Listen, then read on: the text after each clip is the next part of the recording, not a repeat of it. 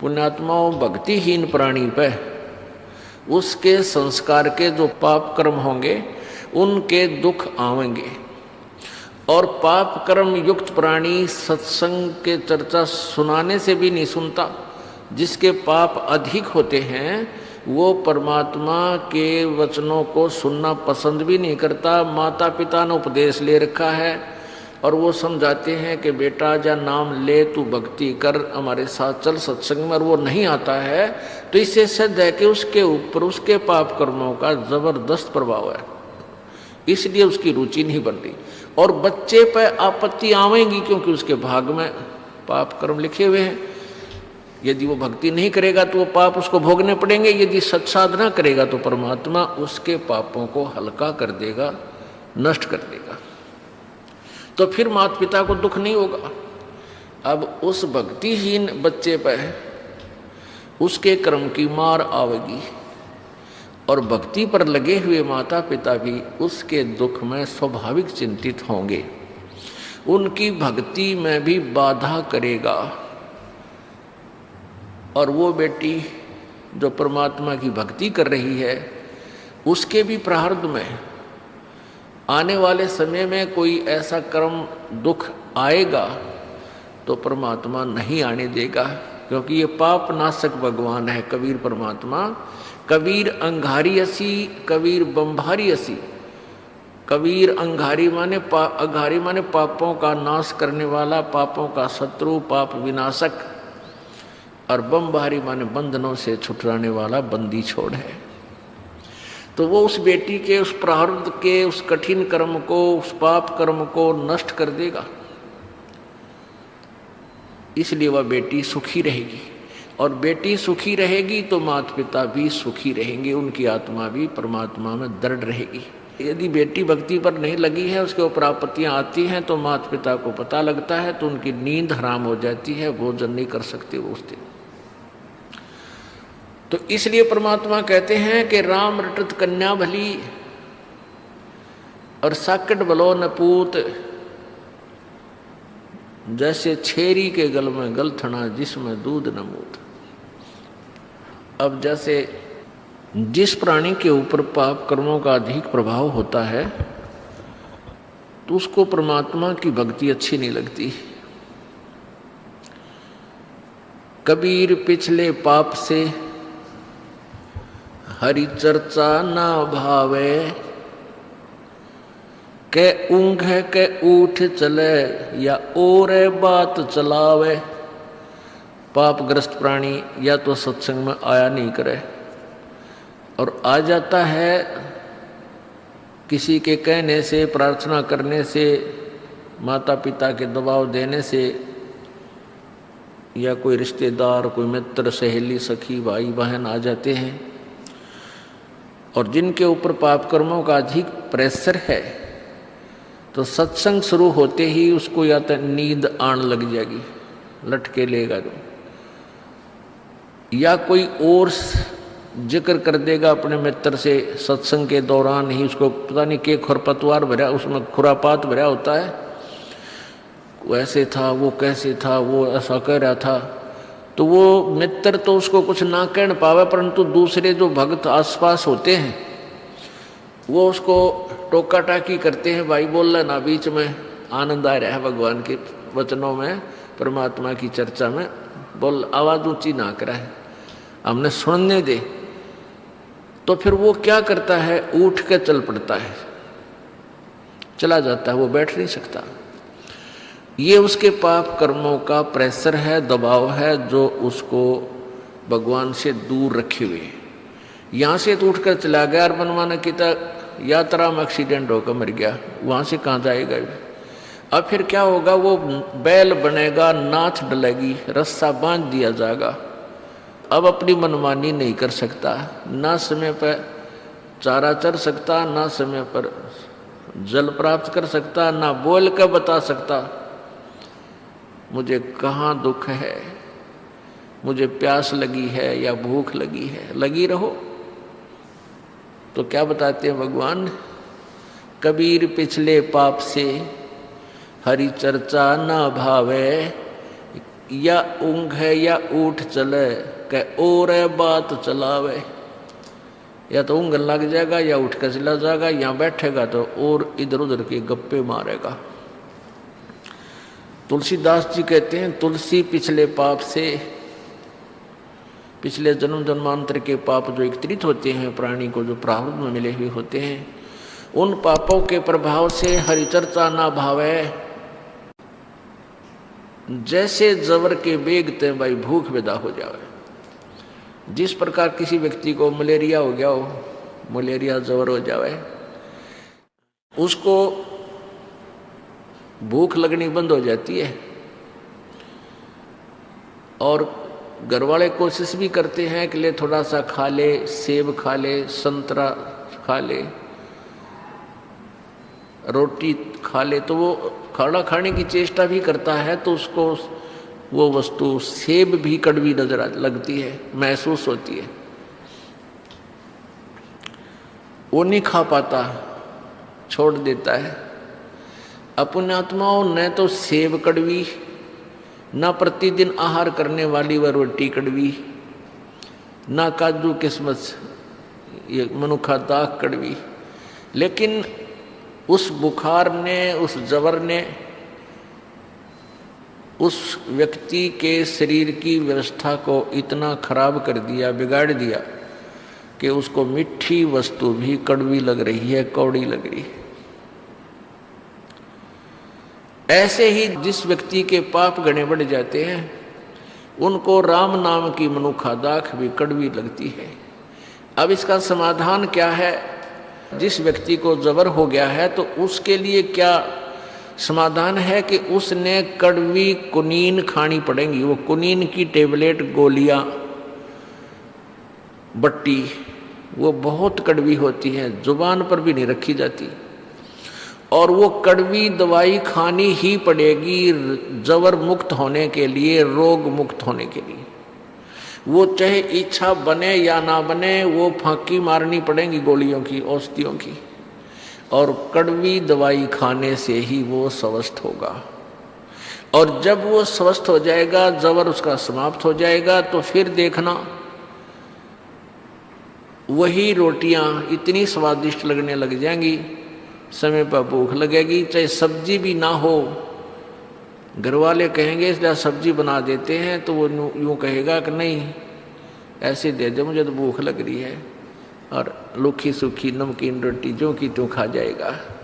और पहले वही रोटियां उसको कड़वी लगे थी, खाई नहीं जा रही थी। तो पुण्यात्माओं, प्रथम बार जो प्राणी सत्संग में आवेगा, किसी के कहने सुनने थे, तो उसको ये परमात्मा की मनुखादाग, परमात्मा के वचन अच्छे नहीं लगे। कारण क्या है कि प्रथम तो उसने पिछला जो वो अज्ञान सुन रखा होता है, उस अज्ञान के कारण ये वचन वैसे ही अच्छे नहीं लगते, क्योंकि ये तत्वज्ञान है, वो लोकवेद था। तो उस लोकवेद पर हम आधारित हो रहे थे। लोकवेद होता सुना सुनाया ज्ञान, अक्षेत्रीय ज्ञान, वो हमने पहले सुन रखा था, तो वो आगे अड़ जाता है। उसका भी समाधान यही है कि जैसे किसी पात्र में खारा पानी डाल रखा हो, या तो उसने सारे नबार गिर दे, फिर ताज़ा बढ़िया ठोक भराए। दूसरा तरीका ये है कि उसमें वो मीठे पानी की टूटी चालू कर दे, वो खारा अपने आप निकल गए और बढ़िया रह जाएगा। तो ये सत्संग सुनने से आपके अंदर जो पहले वाला ज्ञान, वो खारा पानी भर रखा था, जल, वो अपने आप निकल जाएगा, समाप्त हो जाएगा, और परमात्मा का जो तत्वज्ञान आपके हृदय में समा जाएगा, शेष रह जाएगा। तो पुण्यात्माओं, परमात्मा आकर के हमें यही बताया करते थे कि जैसे तुलसीदास जी की वाणी है, तुलसी पिछले पापते हरि चर्चा ना भावे, और जैसे जबर के बेगते भूख विदा हो जावे। तो उस प्राणी को परमात्मा की कथा अच्छी नहीं लगती जिसके पाप कर्म अधिक होते हैं। तो उसके लिए यही समाधान है कि सत्संग में आवे, और चाहे ना भी रुचि हो तो भी सत्संग सुनता ही रहे। तो ये कानों के माध्यम से, ये परमात्मा की टेबलेट, ये दवाई, ये औषधि अंदर जाएगी और अंदर के उस पाप रूपी जबर को नष्ट करेगी। और फिर देखना आपकी क्या दशा हो जाएगी।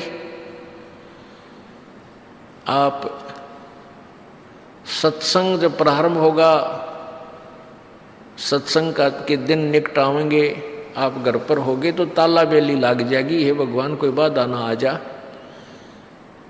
और आप 100 किलोमीटर 200 किलोमीटर आकर के सत्संग सुनोगे। और पहले यही वचन आपको सुनने को रुचि नहीं बनती थी, आप सुनकर भी सुनने की इच्छा नहीं होती थी। और आसपास भी कहीं सत्संग, जैसे यहाँ बरवाला के अंदर सत्संग हो रहा है और यहाँ के लोग नहीं आ पा रहे क्योंकि उनके जबर हो रहा है, उनको ये ज्ञान मिला नहीं। और आप जी कहाँ से आ जाते हो, 100 किलोमीटर से, 200 500 1000 किलोमीटर से, और परमात्मा की चर्चा सुनते हो। क्योंकि आपके पाप कर्मों का वो बुखार, वो जबर, वो कम हो गया, वो नरमा गया, बहुत कम हो गया, समाप्त हो गया। अब आपको कितनी रुचि बन गई। तो इसलिए परमात्मा हमें याद दिलाते हैं कि राम रटत कोड़ी भलो, कोड़ी कुष्ठ रोगी, राम रटत कोढ़ी भलो, चो चो पड़े जो चाम, वो सुंदर शरीर किस काम का, जिस मुख नाही नाम। कहते हैं वो सुंदर शरीर किस काम का, जिसमें परमात्मा की चर्चा नहीं है। और राम रटत एक रोगी, कोढ़ सबसे मतलब घृणित रोग है कोढ़। कहते हैं कोढ़ी भी अगर भक्ति कर रहा है तो सुंदर शरीर वाले से असंख्य गुणा पुण्य भागी है। क्योंकि जो आज स्वस्थ है, आज खूब पैसे हैं, बढ़िया व्यवस्था है, अच्छी कोई पोस्ट प्राप्त है या धन संपत्ति, संतान बहुत अच्छी है, तो वो पिछले पुण्य है उस प्राणी के। और एक दिन क्या होगा कि वो पुण्य नष्ट हो जाएंगे। जैसे पहले आपने अपने मोबाइल फोन की या वैसे इन्वर्टर की बैटरी आपकी चार्ज है, तो वो बैटरी चार्ज है और फिर चार्जर उस पर लगा नहीं रखा, तो जब तक वो बैटरी चार्ज है उससे पंखे भी चलेंगे, बल्ब भी जग रहे होंगे, ट्यूब भी जग रही होंगी, और आपका काम खूब चल रहा है और आपको कोई परवाह नहीं, आप निश्चिंत हैं। और जिसमें वो बैटरी जो पहले की चार्ज थी वो डिस्चार्ज होगी, एक ही दम, एक ही समय में सभी सुविधाएं बंद हो जाएंगी। तो ऐसे ही पुण्यात्माओं, जो पुण्यात्मा पिछले पुण्यकर्मी प्राणी हैं, उनको आज संतान भी अच्छी है, उनकी अच्छी व्यवस्था भी होगी है, विवाह शादी भी अच्छी जगह होगी है, और साथ में उनकी नौकरियां, बिजनेस भी ठीक हो गए हैं, तो वो पुण्यकर्मी प्राणी हैं। लेकिन यदि वो साधना नहीं कर रहे हैं तो अपने पुण्यों को वो नष्ट कर रहे हैं। वो तो होने ही है, वो नष्ट तो, वो तो प्रयोग होने ही है। और भविष्य में उन्होंने चार्जर नहीं ला रखा, भविष्य की साधना नहीं करे। यदि कोई भक्ति कर भी रहा है और शास्त्र विधि रहित कर रहा है तो भी यूजलेस है। और जो एक गरीब व्यक्ति है, राम रटत दारिद्र भलो, टूटी घर की छान, वो सुंदर महल किस काम के, जहाँ भक्ति नहीं भगवान। एक गरीब आदमी, बहुत ही निर्धन, जिसके पास एक घास फूस की झोपड़ी है ऊपर मकान के स्थान पर, और उसके इतनी उसके निर्धनता है कि उसकी छान भी खंडमंड सी हो रही है, टूटी हुई जगह जगह से। कहते हैं यदि वो भक्ति कर रहा है तो उस सुंदर महल वाले व्यक्ति से जो साधना भक्ति यथार्थ नहीं कर रहा, कहते हैं वो बहुत अच्छा है। क्योंकि जो सुंदर महल वाला है, अच्छा स्वस्थ शरीर है, सुंदर शरीर वाला है, भक्ति से यथार्थ नहीं कर रहा है, तो वो अपने पुण्यों को ही खा रहा है, बर्बाद कर रहा है, भविष्य की तैयारी नहीं कर रहा है, भविष्य के पुण्य साधना नहीं कर रहा है, तो वो तो लास्ट में बहुत दुख होगा, 84 लाख योनियों में पशु पक्षियों की योनियों में जाएगा।